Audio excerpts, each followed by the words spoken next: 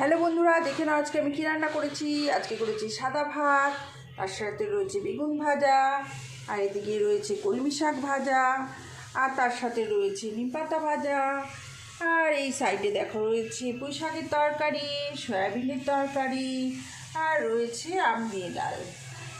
বেগুন ভাজা, শাক, আর রয়েছে শাকের তরকারি, সয়াবিন, নিমপাতা ভাজা, আর সাদা ভাত।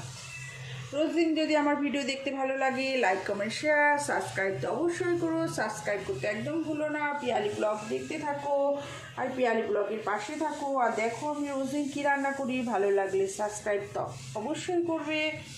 আমি এখন রুদ্রর ভাত বাড়া হয়ে গেছে, রুদ্রকে ভাত দেবো, দেখো। আর ভালো লাগলে সাবস্ক্রাইব করে তবেই যাবে। টাটা।